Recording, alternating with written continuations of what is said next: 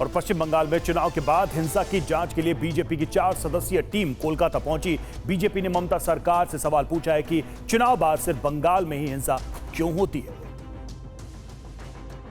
बंगाल में चुनाव के बाद हिंसा पर बीजेपी और टीएमसी के बीच आरोप प्रत्यारोपों का दौर जारी है। बीजेपी लगातार ममता सरकार पर आरोपियों को बचाने का आरोप लगा रही है। बीजेपी नेता और नेता प्रतिपक्ष शुभेंदु अधिकारी हिंसा पीड़ितों को लेकर राज्य भवन पहुंचे। राज्यपाल सीवी आनंद बोस ने पीड़ितों से मुलाकात की। पश्चिम बंगाल में चुनाव के बाद हिंसा की जांच के लिए बीजेपी द्वारा बनाई गई 4 सदस्यीय फैक्ट फाइंडिंग कोलकाता पहुंची। ये कमेटी हिंसा पर पार्टी आलाकमान को रिपोर्ट सौंपेगी। कमेटी के सदस्य रविशंकर प्रसाद ने ममता सरकार से पूछा है कि बंगाल में ही हिंसा क्यों होती है। पूरे देश में चुनाव होता है, सिर्फ बंगाल में ही चुनाव के बाद हिंसा क्यों होती है, कार्यकर्ता डरते क्यों हैं। मैं यहाँ आया था जब ग्राम पंचायत का चुनाव हुआ, तब भी हिंसा हुई थी।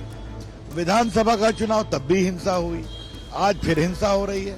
पूरे देश में चुनाव हुआ, कहीं तो इस तरह से हिंसा नहीं होती है। ये क्या कारण है कि हमारे कार्यकर्ता डरे हुए हैं, जनता डरी हुई है। ये बहुत गंभीर बात है और ममता जी डेमोक्रेसी में बिलीव करती हैं, तो इसका जवाब देना पड़ेगा।